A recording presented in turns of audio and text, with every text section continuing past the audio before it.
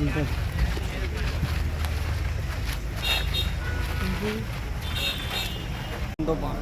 తెలుసు మీరు ఉన్నారని ఇంతమంది ఉండే కదా ఎందుకు అందరూ ఉన్నాము.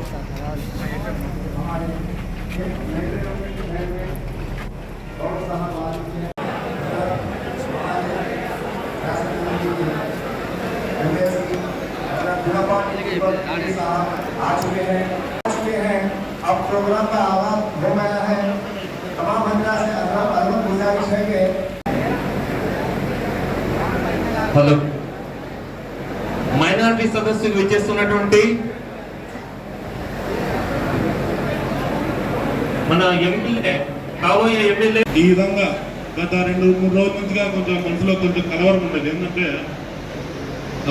జనసేన పార్టీకి సంబంధించిన సింబల్ వచ్చే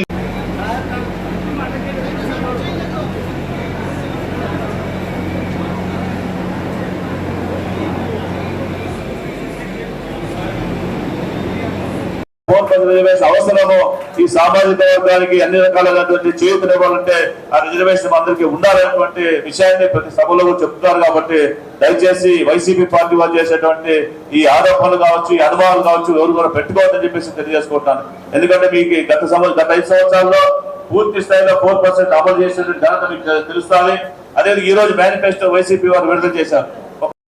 నిధులు తీసుకోవాలంటే అంబికా లక్ష్మణ్ దాన్ని ఎంపీ అభ్యర్థిగా గెలిపించుకొని కేంద్రంలో పోరాటం చేసి మరి రావాల్సిన నిధులు కానీ విధులు కానీ పథకాలు కానీ తీసుకొచ్చే బాధ్యతని తీసుకొస్తా చెప్పేసి మీకు తెలియజేసుకుంటూ ఈ రోజు మీ మధ్యలో మాట్లాడే అవకాశం ఓటు అని చెప్పి నేను అనను. సో మనకి మంచి చేసే వాళ్ళు ఎవరు? సో గతంలో 5 సంవత్సరాలు చంద్రబాబు నాయుడు గారు ముఖ్యమంత్రిగా ఉన్నప్పుడు ఏ ఒక్క ముస్లిం సోదరుడి కన్నా ఇబ్బంది జరిగిందా? సో మనకి నమ్మకం ఉంది. సో అదే విధంగా నేను ఒకటి చెప్తున్నాను, ఈరోజు రాజకీయాల్లో పెద్ద ఎవరు మాట్లాడు. జగన్మోహన్ రెడ్డి మోసం చేసి ఢిల్లీకి పోయి ప్రధానమంత్రినో అమిత్ షా గారినో కలిసేటప్పుడు ఆ డోర్ వేయగానే టక్కన కాళ్ళ మీద పడిపోతాడు, నా కేసుల సంగతి అని చెప్పి మన రాష్ట్రం సంగతి పట్టించుకోడు. అదే చంద్రబాబు నాయుడు గారు ఇప్పుడు పొద్దుతో మనకి రాష్ట్రానికి రావాల్సిన హక్కులు సాధించుకొని వచ్చే రాజకీయ చతురత ఉంది. సో ఏ నాయకత్వం మంచిదో ఒకసారి మీరు ఆలోచించాలి. సో చంద్రబాబు నాయుడు గారు తెలుగు వాళ్ళు 2024 సంవత్సరానికి 2047 కల్లా భారతదేశంలోనే నెంబర్ 1 స్థాయిలో ఉండాలా అని చెప్పి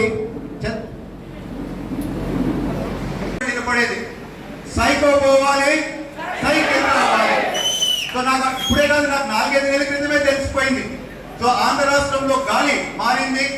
ఈ వైఎస్ఆర్ పార్టీ అనే పడవ మునిగిపోతా ఉంది.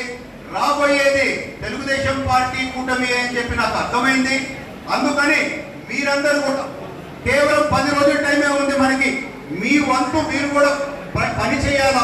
ఒక 10 మందికి ఓట్లు వేయించే బాధ్యత ఇక్కడ ఉండే ప్రతి ఒక్కరూ తీసుకోవాలా అని చెప్పి నేను మిమ్మల్ని అందరినీ కోరుతూ, మనకి ఇక్కడ ఉన్న ఎమ్మెల్యే అభ్యర్థి, ఎంపీ అభ్యర్థిని గెలిపిస్తేనే మన ప్రభుత్వం రేపు రాబోతా ఉంది.